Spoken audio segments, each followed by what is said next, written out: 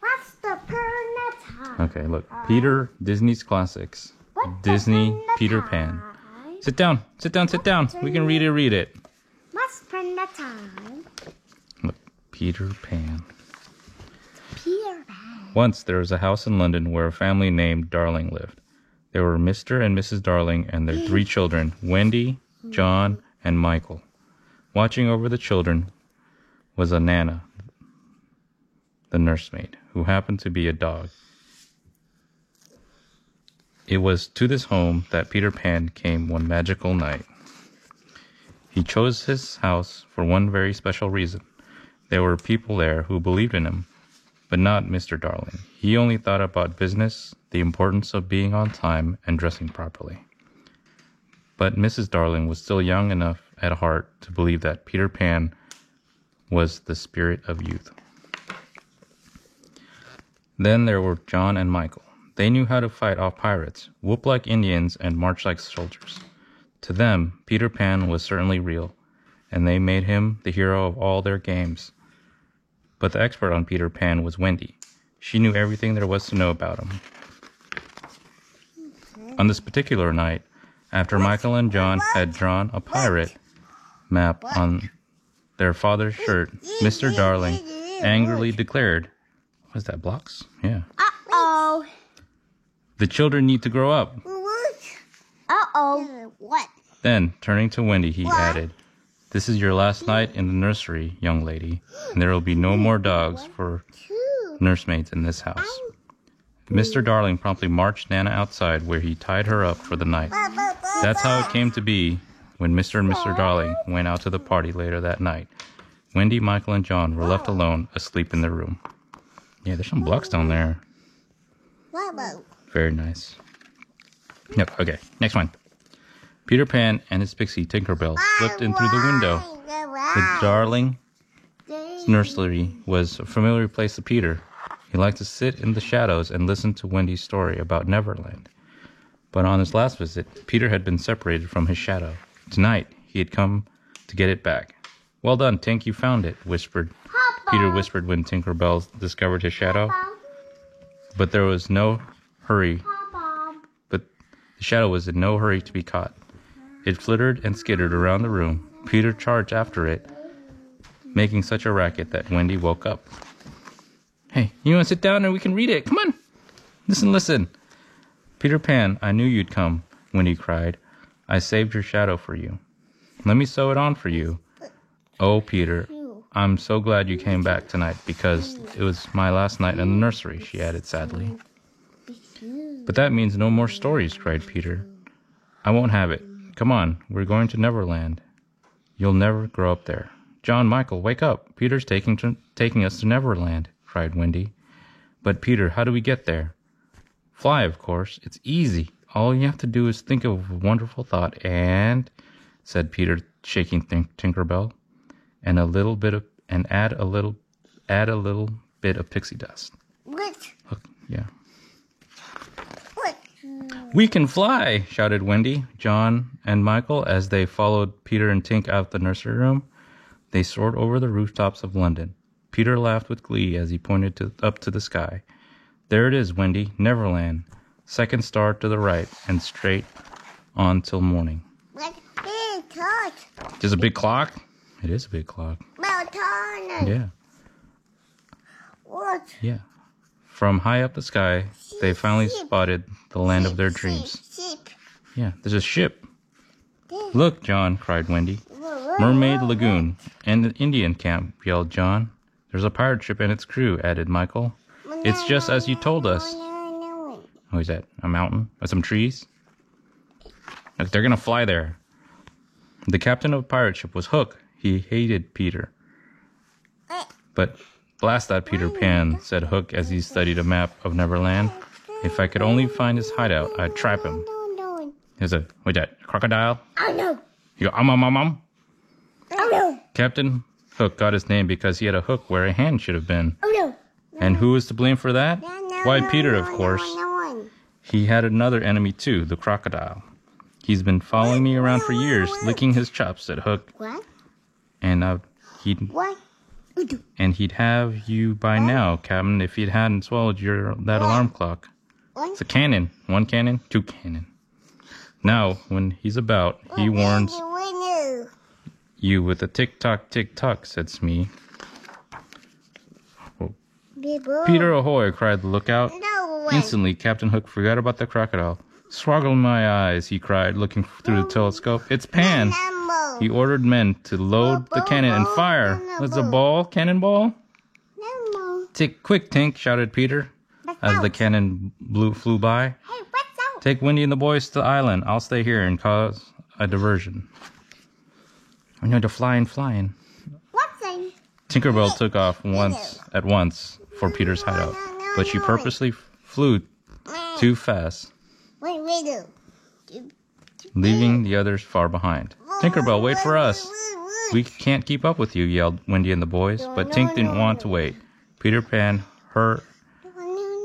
had hardly looked Tinkerbell since Wendy had come along. Tink didn't like it one bit, and now she had a plan. It's a flower. It's another flower. Tinkerbell. Wait, you're here. We're here. What, you want to go back? New next one, huh? Look, she's angry. Happy down. Happy. Tinkerbell zoomed ahead, flying into an open tree where Lost Boys and Peter lived. She told the boys Peter had sent her with a message, and there was a terrible windy bird heading their way. Peter orders were to shoot it down. The rocks, look, they're throwing rocks at her. The Lost Boys hurried from outside the hiding place. I see it, yelled Skunk, and she and the others placed stones in their slingshot. Ready, aim, fire. As a hammer, shouted the boys. Suddenly, rocks were flying everywhere, hitting Wendy and sending her tumbling from the sky. Yeah, there's some rocks flying at her. Look, right there. Luckily, Peter Pan arrived just in time to catch Wendy. Peter, you saved my life, said Wendy, throwing her arms around him. I bring you a mother to tell you stories, Peter angrily told the Lost Boys, and you shoot her down. But Tink said it was a bird, stammered Chubbly. He said you said to shoot it down, added Rabbit. Yeah, he's mad. Tinkerbell, said Peter, you might have killed Wendy. I thereby banish you forever. Please, begged Wendy, feeling sorry for poor Tinkerbell. Not forever. For a week, then, declared Peter. Yep, see? What do they have in their hands? You tell me what all they have. Talking, a hammer. Taking Wendy by the hand, Peter flew off to show her Mermaid Lagoon. John and Michael wanted to explore Neverland too, but had no interest in mermaids. They wanted to see Indians. John, you be the leader, declared the Lost Boys. Then, lining up behind him, they marched off into the forest. As they marched along, the Lost Boys and John made a plan. They would be very clever and capture the Indians. Oh, what? He has a stick, the umbrella, the hat. It's a club, a hammer. I don't know what those are. They look like clubs. A sword. They look like a skunk. And a teddy bear. It might have worked too, except for one thing. The Indians caught them first. Michael and John were very frightened until the Lost Boys explained how things work. When we win, we turn them loose. When they win, they turn us loose. But this time, the Indian chief wouldn't set the Lost Boys free. He thought that they'd kidnap his daughter, Tiger Lily. You tell me where you hid Princess Tiger Lily, said the chief. The chief said, or you'll be punished. Meanwhile, as Peter was showing Wendy the lagoon, he suddenly spotted Hook and Smee rowing by a small boat. Yeah. Tied up in the back was Tiger Lily. It looked like they'd headed up for Skull Rock, said Peter. Let's see what they're up to. Look at that, mermaids. Look. We got a redhead. I don't know. Brunette, maybe? No, but. This is the dark blonde and the blonde. What? Oh, you want to... Oh, Peter. And Wendy. Peter. Peter here. Sure enough, Hook was hiding Tiger Lily prisoner and had tied her to a rock at sea. Oh, the crocodile! Peter set off to rescue her before the tide came in. I'll show the old codfish. Stay here, Wendy, and watch the fun, Peter called. You got me this time, Pan, Hook cried as he forced Peter near the edge of a cliff. Peter backed away, but Hook followed him. Ah! Hook yelled as he tumbled off the cliff. I'll get you for this, Pan. Yeah, she's swimming.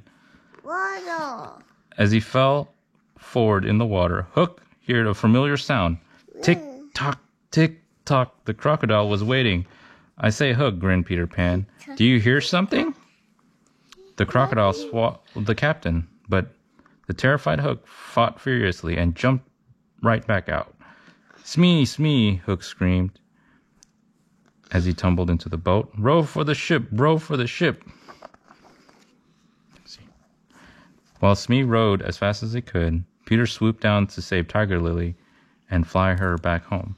The Indian chief was so happy to see his daughter again that he freed John, Michael, and the Lost Boys. Then he placed headdresses of beautiful feathers on Peter Pan, proclaiming Peter Pan, chief little flying eagle. Wahoo! Yelled Peter. How wonderful, said Wendy. Bravo, added John. See, they're happy. Yeah, look at that. He got a nice feather headdress, just like him. But there was someone who was not joining in the celebration. Poor Tinkerbell was all alone without Peter and her friends. She's sad. The Lost Boys. And she wasn't happy at all. And that's just how Smee found Tinkerbell, all alone, sitting by herself. Begging your pardon, Miss Bell, said Smee, catching Tinkerbell in his cap. But Captain Hook would like a word with you, if you don't mind. Yeah. Look at that. The captain wanted a word, all right. Several of them. We sail in the morning, he told Tinkerbell, if she would only tell him where Peter's hideout was. Why, he'd take Wendy to sea with him. With her gone, Peter would soon forget this mad infatuation, sneered the captain. Sick with jealousy and loneliness, Tinkerbell fell for Hook's evil plan and showed him how to find Peter's hideaway. Hook smiled. He grabbed Tinkerbell and locked her in the glass lantern. At last, he could get his revenge on Peter Pan once and for all. Hey, come back, guys. Look, there's more. At Peter's hideout, all was cozy and quiet. Wendy was acting as a good mother should, was tucking the boys into bed.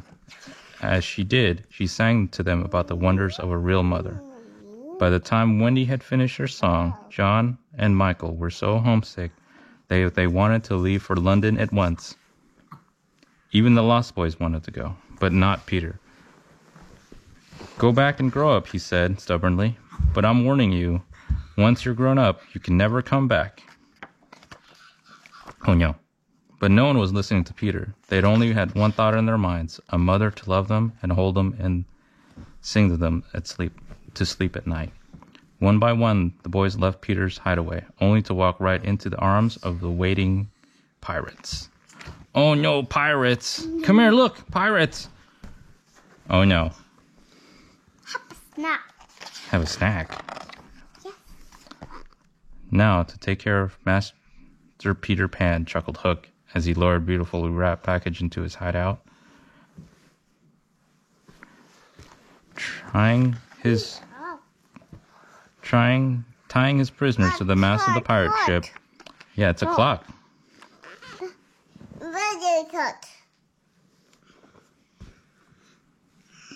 Tying the prisoners to the mast of his pirate ship, Hook warned them. Join us or walk the plank. Never, declared Wendy. Peter Pan will save us. My dear, said Hook, we left a present for Peter, sort of a surprise package.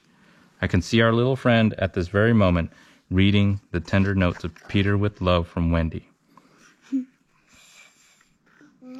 Could he but see within the package that he would find an ingenious little device set to so that when it is 6 o'clock, he'll be blasted out of Neverland forever. Hearing Hook's evil plan, a desperate Tinkerbell knocked over the lantern where Hook held her prisoner. Crack! Went the glass. Tinkerbell was free.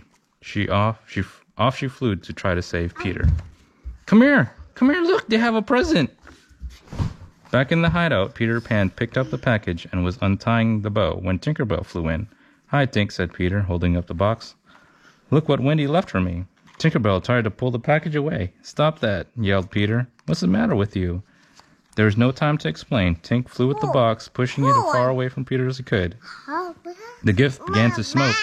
And then, kaboom! The explosion was so huge, it rocked the pirate ship. Yeah, he's mad. And Hook removed his hat and bowed, and so passeth a worthy opponent.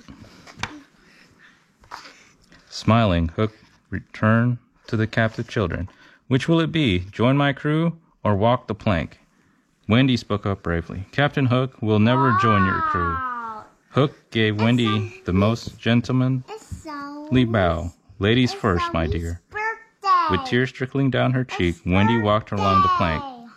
One step, then another, closer and closer to the edge, until finally she jumped. Come here, look! Captain, said Smee, there's no splash.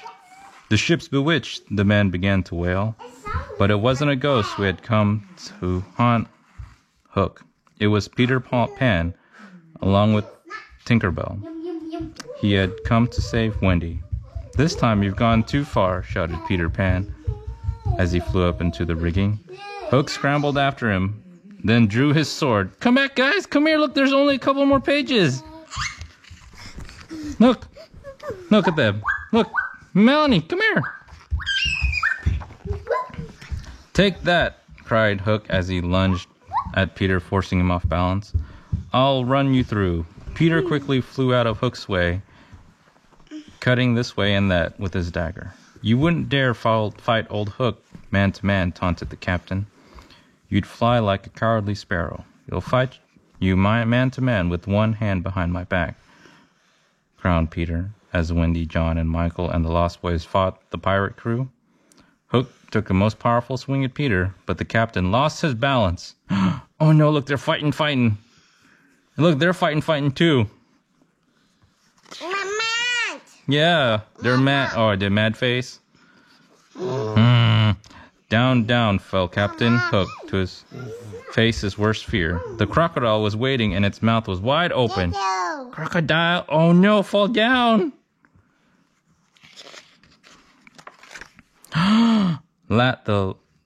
The last, Peter, Wendy, John, Michael, or the Lost Boys heard of terrible Captain Hook were his calls for help. Hooray for Captain Pan, screamed the children. Oh no! The crocodile eat him? All right, you swabs, said Peter Pan to his brand new crew. We're casting off. But Peter, stammered Wendy. Could you tell me, sir, where we're sailing to? We're going to London, madam, said Peter. Michael, John. We're going home, Wendy smiled. Hoist the anchor, cried Peter to his crew. Tink, let's have some pixie dust. Tinkerbell flew all around the ship, sprinkling her magical dust as she went. Then up went the ship as it rose, and it began to glow like gold. Come back, look! Look, the dog and the parents are waiting! Wendy, said Mrs. Darling. She was gently shaking her daughter, whom she had found asleep by the window. Oh, Mother, we're back, announced Wendy as she woke. Back? Asked Mr. Darling. All except the Lost Boys, explained Wendy. They weren't quite ready to grow up. It was such a wonderful adventure. Tinkerbell and mermaids and Peter Pan. We sailed away in the ship in the sky. Come back, come here! Mary, said Mr. Darling, not sharing Wendy's excitement at all. I'm going to bed. But as he turned to leave, Mr. Darling paused to look up in the night sky. Come here, look! What is it? There, crossing in front of the moon, was a ship made of clouds. You know, said Mr. Darling, I have the strangest feeling I've seen that ship before, a long time ago, when I was very young. And indeed he had. The end. But. And homework. The end. Put.